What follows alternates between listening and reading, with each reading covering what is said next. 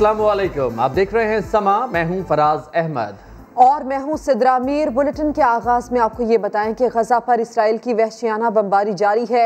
शोहदा की तादाद 53 हो गई, 14 बच्चे भी शामिल हैं। अस्पताल जख्मियों से भर गए हैं। फलस्तीनी मज़ाहमती तंजीम हमास का भरपूर जवाबी वार, तल अबीब पर रॉकेट बरसा दिए, 3 यहूदी हलाक और दर्जनों जख्मी हुए। अशकलोन में ऑयल रिफाइनरी तबाह हो गई, एयरपोर्ट को बंद कर दिया गया।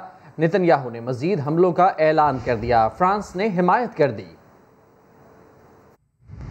वज़ीर आज़म इमरान खान की जानिब से फ़लस्तीन से इजहार यकजहती। ट्विटर पैगाम में लिखा, मैं पाकिस्तान का वज़ीर आज़म हूँ और फ़लस्तीन के साथ खड़ा हूँ। वज़ीर आज़म ने नामवर यहूदी दानश्वर नोआम चोम्स्की की पोस्ट भी शेयर की। वज़ीर ख़ारजा शाह महमूद कुरैशी कहते हैं कि मसला फ़लस्तीन पर मुस्लिम उम्मा को मुत्तहिद होना होगा। आगे बढ़ते हैं। पाकिस्तान में ईद उल फितर कल होगी या परसों? शवाल का चांद देखने के लिए मरकजी रोयत हिलाल कमेटी का इजलास इस्लामाबाद में जारी है। मौलाना अब्दुल खबीर आज़ाद सदारत कर रहे हैं। इजलास में जोनल कमेटी के अरकान समेत महकमा मौसमियात का अमला भी शरीक है। तकनीकी मुआवनत के लिए स्पार्क और वजारत साइंस और टेक्नोलॉजी के नुमाइंदे भी इस इजलास में मौजूद हैं। मजीद बात करेंगे। समा के नुमाइंदे जुल्करनैन इकबाल हमारे साथ मौजूद हैं। जुल्करनैन इकबाल, बताएगा, मरकजी रोयत हिलाल कमेटी का इजलास जारी है इस वक्त, क्या तफसीलात हैं?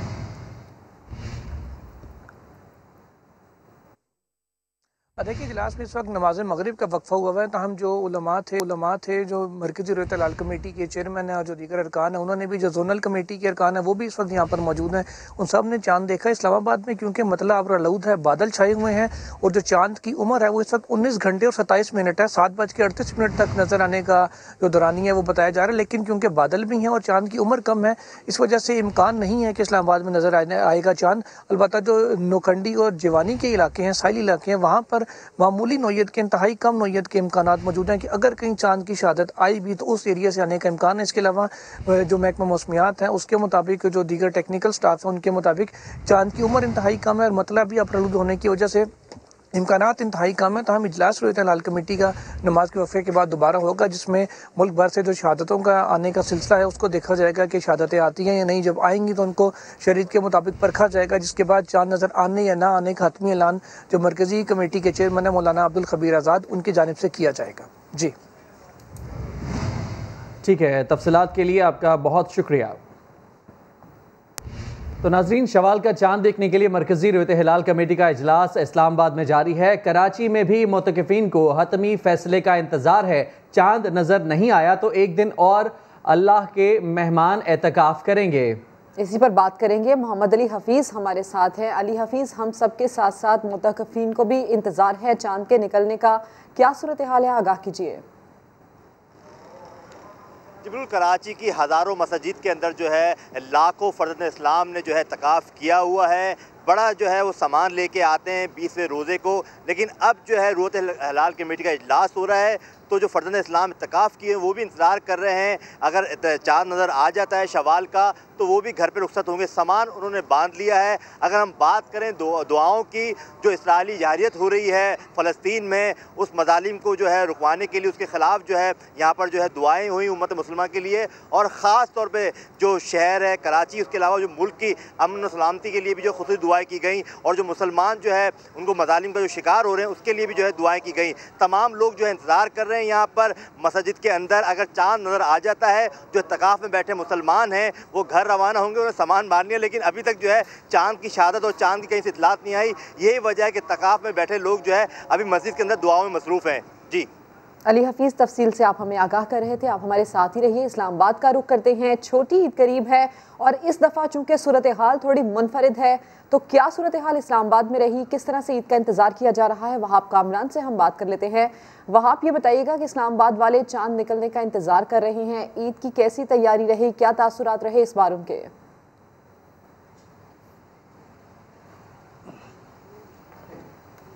देखिए सिद्रा, इस्लामाबाद वाले भी ईद का इंतजार तो कर रहे हैं, लेकिन तैयारियों की जहां तक बात है, जाहिर है लॉकडाउन की वजह से जैसे पूरे मुल्क में लोग मुतासिर हो रहे हैं, कारोबारी अफराद भी और खरीदार भी मुतासिर हो रहे हैं, तो इसी वजह से इस्लामाबाद वाले भी यकीनन उनकी ईद की तैयारियां भी फीकी हैं। कुछ लोगों ने तो अपनी तैयारियां मुकम्मल की हैं, कपड़े भी ले लिए, जूते भी ले लिए, लेकिन ज्यादातर लोग ऐसे हैं जिन्होंने अभी तक अपनी तैयारियां मुकम्मल नहीं की लॉकडाउन की वजह से। कुछ लोगों से हमारी कल भी बात हुई, आज भी हमने बात की, तो परेशान हैं लोग लॉकडाउन की वजह से। इस वक्त हम F10 मरकज में मौजूद हैं, सारी मार्केट बंद है। F7 हो गया, F6 हो गया, I8 मरकज, आपपारा, कराची कंपनी, ये तमाम मार्केटें बंद हैं। तो ईद की वो तैयारियां नहीं है जो कि हमें आम हालात में देखने को मिलती हैं। ये दूसरी ईद ऐसे हो रही है जिसमें हमें कुछ फीकी फीकी सी तैयारियां नजर आ रही हैं लोगों की जानिब से, क्योंकि मार्केट्स बंद हैं, दुकानदार नहीं है, खरीदार नहीं है, तो एक वीरानी है, सुनसानी है। और इस्लामाबाद के बारे में वैसे भी कहा जाता है कि ये परदेसियों का शहर है। अब ये एक रिवायती ईद तो नहीं हो सकती। आप हमारे साथ लाइन पर मौजूद रहिएगा। लाहौर का रुख कर लेते हैं, जहां बाजारों में ना तो मेहंदी के स्टॉल सजे हैं, ना ही चूड़ियों की खनक सुनाई दे रही है। मार्केट्स में हू का आलम है। पुलिस काफी हद तक लॉकडाउन पर अमल दरामद करने में कामयाब है। गुज़श्ता रमजान मुबारक में मार्केटों में शॉपिंग करने के लिए आने वालों का एक रश देखा जा रहा था। हर एक की ख्वाहिश थी कि वो अपनी मर्जी के कपड़े, जूते और ज्वेलरी खरीद सके। इस वक्त लाहौर की मार्केट्स में सूरत हाल क्या है, जानते हैं वहां मौजूद समा के नुमाइंदे कादिर ख्वाजा से। कादिर ख्वाजा, ये बताइएगा कि सूरत हाल हमने इस्लामाबाद में भी कुछ इसी तरह की देखी, कराची में भी ऐसे ही मनाजिर हैं, लाहौरियों का क्या कहना है इस से?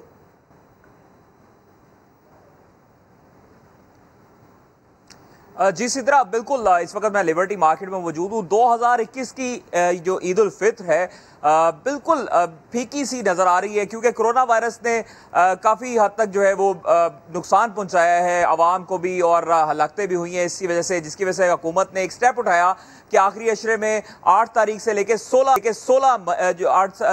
मई तक जो है वो भरपूर तरीके से सख्त तरीन लॉकडाउन अमल दरामद करवाया। और पुलिस जो है, पुलिस और ज़िला इंतजामिया काफ़ी हद तक कामयाब भी हुई है लॉकडाउन लगवाने में। इस वक्त मार्केट की सूरत हाल देखें तो काफ़ी दुख होता है, अफसोस होता है। जिंदा दलाने लाहौर घर बैठने वाले नहीं थे अगर उन पर पाबंदी आयत ना की जाती, क्योंकि गुज़श्ता जो ईद उल फित्र थी 2020 की, उसमें भी कोरोना वायरस अरूज पे था, लेकिन हुकूमत ने उनको शॉपिंग करने की इजाजत दी थी। बच्चे बूढ़े सब जो है वो मार्केटों का रुख करते हैं आखिरी अशरे में।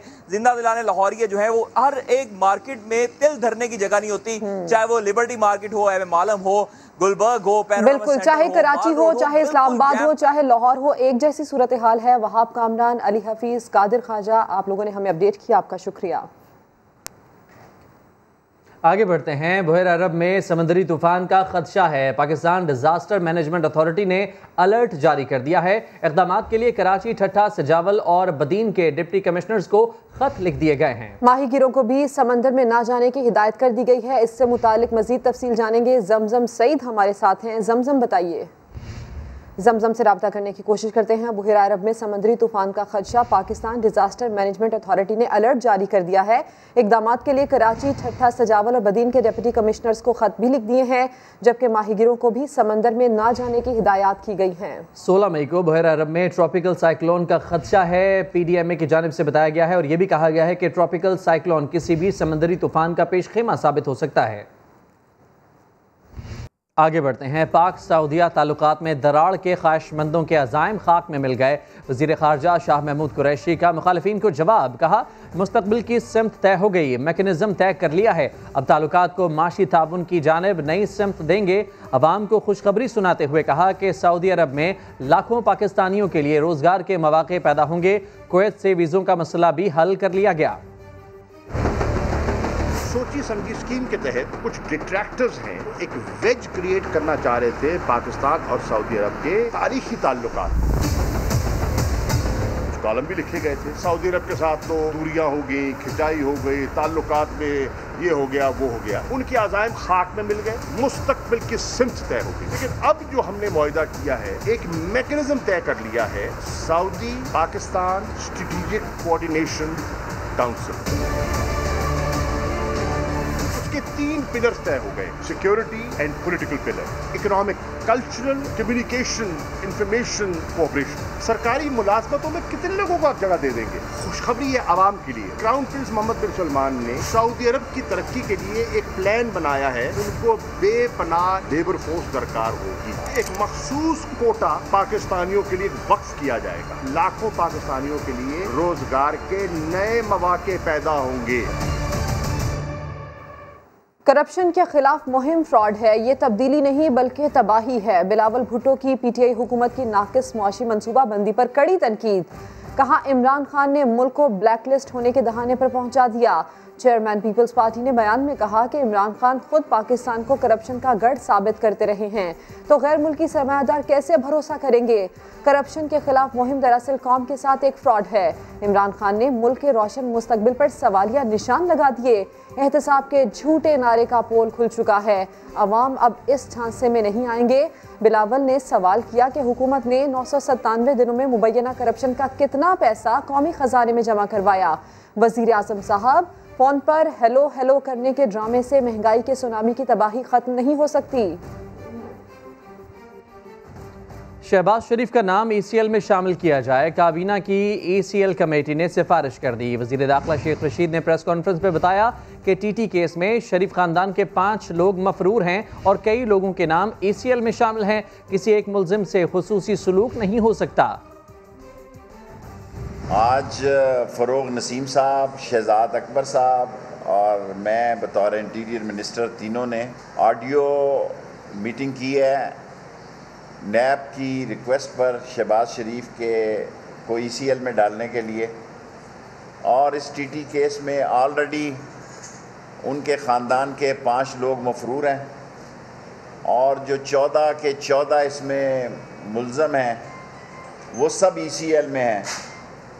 और आर्टिकल 25 भी ये कहता है कि जब बाकी मुल्ज़म जो हैं वो ECL पे हों तो किसी एक मुल्ज़म से खुसूसी सलूक नहीं हो सकता। सो तीनों अराकीन ने नैब की इस रिक्वेस्ट को शहबाज शरीफ को ECL में डालने के लिए दुरुस्त तसव्वुर किया है और तीनों ने यूनानिमसली शहबाज शरीफ का नाम जो है वो ECL में डालने की कैबिनेट को सिफारिश कर दी है। लाहौर की मकामी अदालत ने रियासत मुखालिफ मुबैना बयान के मुकदमे में जावेद लतीफ़ को जुडिशल रिमांड पर जेल भेजते हुए चालान दाखिल करने की हिदायत कर दी। लाहौर से शाहिद हुसैन की रिपोर्ट।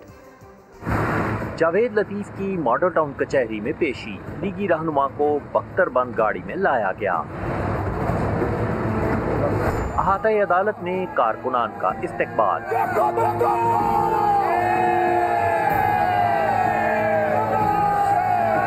जावेद लतीफ़ ने गुफ्तगू करना चाही तो सिक्योरिटी एहलकारों ने इन्हें रोक दिया।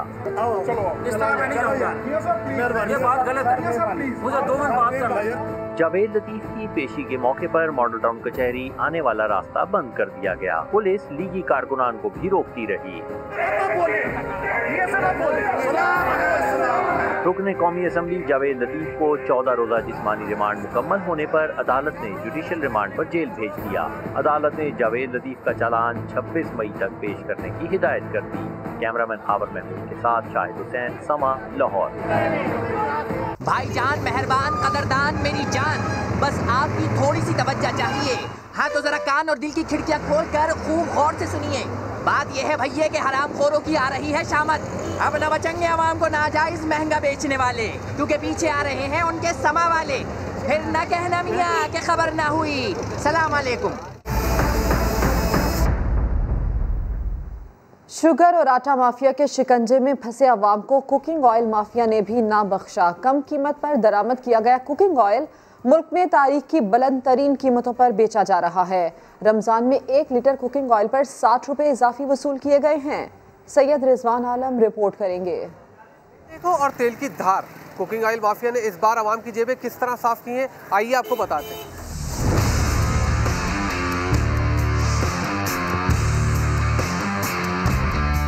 पाकिस्तान में 80% कुकिंग ऑयल बाहर से दरामद किए गए पाम ऑयल से बनता है। रमजान में तेल की तलब दुगनी हो जाती है, जिसको पूरा करने के लिए इम्पोर्टर्स ने 3 माह पहले फरवरी में यही पाम ऑयल 900 से $1000 फी टन में खरीदा। माल पहले खरीदा है, वो ये रोज के रेट कंपेयर करते हैं। क्या आप अपनी जबान में क्या लफ्ज़ इस्तेमाल करते हैं? ये इतना बड़ा माफिया ग्रुप जो ना बहुत मजबूत आदे इनके। 1 लीटर पाम ऑयल इम्पोर्टर्स को तकरीबन 160 रुपए फी लीटर पड़ा, जिस पर 10 रुपए कस्टम ड्यूटी, 2 रुपए जनरल सेल्स टैक्स लगा। पाम ऑयल को रिफाइन करके कुकिंग ऑयल में तब्दील करने पर फैक्ट्री का 10 रुपए खर्चा आया, जिसके बाद 1 लीटर तेल की कीमत 182 रुपए हो गई। मगर इसी जगह इम्पोर्टर्स और मिल मालिक अवाम की जेब पर 40 रुपए फी लीटर का डाका डालकर इसकी एक्स मिल कीमत 222 रुपए तक पहुँचा देते हैं। बाजारों तक पहुँचने में 3 रुपए ट्रांसपोर्टेशन का मजीद खर्चा आने के बाद 1 लीटर तेल 225 रुपए का हो गया। जिसके बाद बारी आती है ब्रोकर, होलसेलर और रिटेलर्स की अंधाधुंध मुनाफाखोरी की। ब्रोकर और होलसेलर्स का दावा तो सिर्फ लीटर पे 1-1 रुपए नफा कमाने का है। हाल की अगर बात करें, रोजे पे झूठ नहीं बोलने का, हम हकीकत की बात करें ना, तो हमको 10 से 20 रुपये डब्बा 16 किलो पे बहुत है। मार्जिन हर किसी का वही है जो 2-4 रुपए है, लेकिन जो आ रहा है ना पीछे से वो बहुत महंगा हो गया। अगर ब्रोकर और होलसेलर के दावे को सही मान लिया जाए, तेल की फी लीटर होलसेल कीमत 227 रुपए होनी चाहिए, मगर होलसेल मार्केट में तेल की कीमत 240 से 250 रुपए है। मैं 3 महीने में आपको बताऊं, तकरीबन 120 से ऊपर दाम बढ़े हैं पर केजी, डब्बा नहीं बोल रहा हूँ। इम्पोर्टर्स, बिल मालिक और ब्रोकर्स को माफिया करार देने वाले परचून फरोश भी अवाम को नहीं बख्शते, जिनका दावा तो सिर्फ 3 से 5 रुपए लीटर मुनाफे का है। परचून फरोश के ट्रांसपोर्टेशन और दीगर अखराजात 5 रुपए फी लीटर लगाए जाएं तो 1 लीटर कुकिंग ऑयल की कीमत 255 रुपए तक पहुँच जाती है, मगर दुकानदार यही तेल 270 से 280 रुपए लीटर में बेच रहे हैं, यानी 1 लीटर तेल पर 15 से 25 रुपए का मुनाफा, यानी 160 रुपए फी किलो दरामद किए गए पाम ऑयल से 1 लीटर ऑयल की कीमत 280 से 300 रुपए तक पहुंच जाती है, जिसपे इम्पोर्टर्स, ऑयल मिल मालकान, ब्रोकर्स, होलसेलर और आम दुकानदार तक सब अपना अपना खराज आवाम से वसूल करते हैं। हुकूमत खुद बुनियादी जरूरत की चीज पर भारी ड्यूटी और टैक्स लेती है। इसके ऊपर फिक्स है ड्यूटी 9,050 रुपये एक टन पे और 17% सेल टैक्स है। तेल की कीमतों में इजाफे की एक वजह सट्टे को भी करार दिया जाता है, जिसका फायदा मिल मालिक और ब्रोकर्स उठाते हैं। सट्टा एक्चुअली ये होता है कि एक वर्चुअल मार्केट होती है, ये व्हाट्सएप पे भी बनी हुई होती है, ये आपस में सिर्फ फिजिकली कोई डिलीवरी नहीं करता है, ना कोई ख़रीदता है, लेकिन प्राइस के ऊपर सौदे हो रहे होते हैं और उसको फिर लिंक करते हैं इंटरनेशनल मार्केट्स के साथ, और उसके बाद वो प्रॉफिटिंग करते हैं और फिर जो प्राइस बन जाती है, एस्टैब्लिश होती है, उसके ऊपर फिर वो प्राइस लोकल मार्केट में खुलती है। इसी तरह 3 माह में डॉलर की कीमत में 10 रुपए की कमी आई, जिसका सारा फायदा ऑयल दरामद करने वाले इम्पोर्टर्स और फैक्ट्री मालकान की जेब में गया। तेल सस्ता करना तो दूर, उल्टा तेल की कीमतों में इजाफा कर दिया गया। 3 माह में फी लीटर कुकिंग ऑयल 90 रुपए तक महंगा किया गया। कुकिंग ऑयल के इस कारोबार में गठजोड़, सट्टेबाजी और नाजायज मुनाफाखोरी का ये खेल ऑयल माफिया सियासी और हुकूमती आशीर्वाद की छतरी तले अवाम के साथ खेलती है। न खंजर पर कोई छींट, न दामन पर कोई दाग। White collar cooking oil mafia ने रजब, शाबान, रमजान में अवाम को कंगला कर दिया, लेकिन न कोई FIR कटी, न कहीं कोई शिकायत दर्ज हुई। कैमरामैन मरगूब हुसैन के साथ सैयद रिजवान आलम, समा, कराची। नाजरीन, नशे की लत इंसान को कहीं का नहीं छोड़ती। पेशावर का 17 साला नौजवान अपनों से दूर होने के साथ हलाल कमाई से भी महरूम हो गया, लेकिन अब इसने तौबा कर ली है। नौजवान की कहानी उसी की जुबानी जानिए। मेरा नाम वाजिद है, 17 साल मेरी उम्र है। मैं शटरंग का काम करता था, 7 क्लास का स्टूडेंट था। सेकंड टाइम फिर काम को जाता था, फिर वो हलाल की कमाई पहले घर को लेकर जाता था। फिर कुछ ऐसे दोस्त मिल गए कि उन्होंने चर्च पे लगा दिया, फिर उन्होंने चर्च बेचने पे फिर लगा दिया। जो हलाल की कमाई थी उसकी कम दिहाड़ी थी, और जो हराम की थी, चर्च बेचता था, उसमें ज़्यादा पैसे मिलते थे।